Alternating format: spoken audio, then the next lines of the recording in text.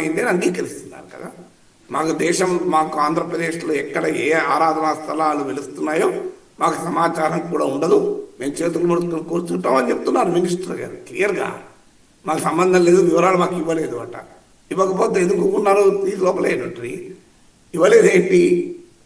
తర్వాత కాశీకి ఏం పెద్ద ఊరా, ఎంత పాపులేషన్ నాకు గుర్తులేదు కానీ ఇట్స్ నాట్ వెరీ బిగ్. ఒక హైదరాబాద్ నగరం లాంటిది కాదు కదా, అదే చిన్న ఊరే కదా. అక్కడ పోలీస్ స్టేషన్ ఉంటుంది కదా. 25,000 మంది ప్రజలు ఒక చిన్న టౌన్లో గుమిగొడుతుంటే పోలీసులకు సమాచారం ఉండదా? నాకు ఒక సింపుల్ క్వశ్చన్ కదా. మరి అక్కడ రియల్ టైం గవర్నెన్స్ ఏమైంది అంటే రియల్ టైం గవర్నెన్స్లో హోమ్ మినిస్టర్ పని ఉండదా? రియల్ టైంలో క్రౌడ్ ఎంత వస్తుంది, దాంట్లో ఎంత, ఎక్కడికి వెళ్తున్నారు ఈ క్రౌడ్, ఆ వెళ్తున్న ప్లేస్కు కెపాసిటీ ఎంత, క్రౌడ్ క్యారింగ్ కెపాసిటీ, ఇవన్నీ ఏమి పోలీసులకు సమాచారం ఉండదు రియల్ టైం గవర్నెన్స్లో. మరి ఏమైంది రియల్ టైం గవర్నెన్స్? ఉపన్యాసాలు నినాదాలు కాదు కదా, ఆన్ ది గ్రౌండ్ ఉండాలి కదా రియల్ టైం గవర్నెన్స్ అంటే. అందువల్ల ఈ వివరణలు, ఈ సమర్థనలు అర్థం లేదు. క్లియర్గా జరుగుతున్నాయంటే అది ప్రభుత్వ వైఫల్యము. ఎందుకు ప్రభుత్వ వైఫల్యం అంటున్నారు? ప్రైవేట్ ఆలయమైనా ప్రభుత్వం real time governance, real time పక్క పెట్టండి, లేట్ టైం గవర్నెన్స్ అని ఉండాలి కదా. ఆ టెంపుల్ సడన్గా ఇప్పుడేం కట్టలేదు, కట్టి చాలా ఏళ్ళయింది. ఆడ ఇవాళ ఒక్కసారి జరుగుతుంది. కామన్ సెన్స్ చెప్తోంది. కార్తీక మాసము, శనివారము, ఏకాదశి, ఇంకేం కావాలి? ఈ 3 కాంబినేషన్ ఉంటే మన అనుభవం తిరుమలలో ఎంత రష్ ఉంటుందో, దేశంలో ప్రతి విష్ణుమూర్తి ఆలయంలో హెవీ రష్ ఉంటుంది. విష్ణుమూర్తికి ప్రియమైన రోజు శనివారం. ఏకాదశి విష్ణుమూర్తి వైకుంఠ ద్వార దర్శనానికి వెళ్తుంటారు ఆ టైంలో. ముక్కోటి ఏకాదశి కంతో ఉన్న ప్రత్యేకత విష్ణుమూర్తి పండుగది. మీకు శ్రీ వెంకటేశ్వర స్వామి ఆలయం అది.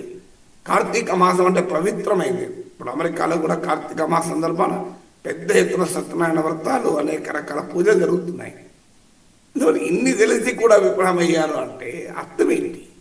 నిజంగా రియల్ టైం గవర్నెన్స్ అనేది ప్రజల సేఫ్టీని పట్టించుకోకపోతే, ఇది ఒక్కసారి కాదు కదా, వరుసగా జరుగుతున్నాయి. ఇప్పుడు అంతకుముందు సింహాచల ఆలయంలో జరిగింది. దేశంలో జరిగే తొక్కిసలాటలో 80% మతపరమైన ఆధ్యాత్మిక కేంద్రాల్లో జరుగుతున్నాయి.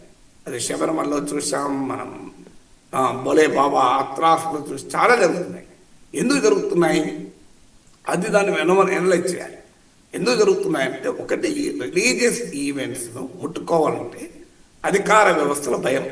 ఎక్కడ ప్రజల మనోభావాలు అడ్డం వస్తాయి. కొన్ని ఉంటాయి, కొన్ని పార్టీలు, కొన్ని సంఘాలు వెంటనే మా హిందువులే దొరికారా మీకు, మా ముస్లింలు దొరికారా అని మొదలు పెడతారు.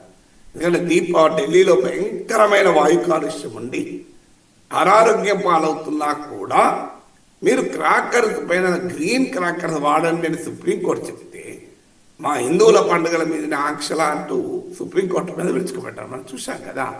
అందువల్ల అధికార వ్యవస్థలో రాజకీయ పార్టీలు ఏంటంటే మతపరమైన అంశాల జోలికి పోరు, ఎన్ఫోర్స్ చేయరు. ఇప్పుడు టెంపుల్ రిజిస్టర్ అయిందా లేదా చూడరు. సో ప్రభుత్వము ఆ చర్యలు తీసుకోవాలనుకుంటే భయపడతారు. సో ఇప్పటికైనా అర్థమైందా? చాలా కాలంగా అసలు ఆలయాల ప్రభుత్వ నియంత్రణలు ఎందుకు ఉండాలని వాదించే వాళ్ళు ఉన్నారు. ఆలయాల ప్రభుత్వ నియంత్రణ ఉండకపోతే ఏం జరుగుతుందో ఇప్పుడు ఉదాహరణ కాశీకి ప్రభుత్వ నియంత్రణలో లేకపోతే ఏమవుతుంది? ఆలయాల పేరు చెప్పి అడ్డగులుగా సంపాదించుకునే మాఫియా మొదలవుతుంది.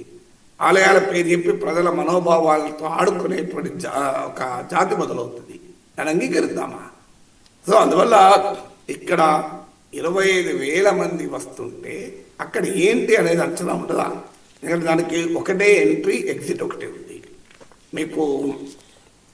మీకు ఒక బేసిక్ ప్రిన్సిపల్ ఏంటంటే, హెవీ క్రౌడ్ వచ్చేటువంటి ప్రదేశాలకు మల్టిపుల్ ఎంట్రీస్ ఉండాలి, మల్టిపుల్ ఎగ్జిట్స్ ఉండాలి. ఇప్పుడు మీకు అత్రాస్లో జరిగింది ఇదే, మీకు చాలా చోట్ల జరిగింది అదే. మల్టిపుల్ ఎంట్రీలు, ఎగ్జిట్ లేకపోతే ప్రజలు ఎవాక్యుయేట్ చేయలేరు. ఇప్పుడు యూరోప్లో, ఇటలీ అనుకుంటాను, యూరోప్లో ఒక పెద్ద స్ట్రక్చర్ ఉంది. ఏకకాలంలో కొన్ని వేల మందిని ఎవాక్యుయేట్ చేయొచ్చు. సో ఎక్కడైనా multiple entries and multiple exits ఉండాలి. అది బేసిక్ ప్రిన్సిపల్. దీనికి లేదు. ఒకటే ఎంట్రీ, ఒకటే ఎగ్జిట్, ఒకటే. రెండవది, బ్యారికేడ్ నిర్మించేటప్పుడు ఆ బ్యారికేడ్లు ఏ మెటీరియల్తో చేశారు, అది క్రౌడ్కు క్యారింగ్ కెపాసిటీని తట్టుకోగలుగుతుందా? ఒక 10 మంది ఉంటే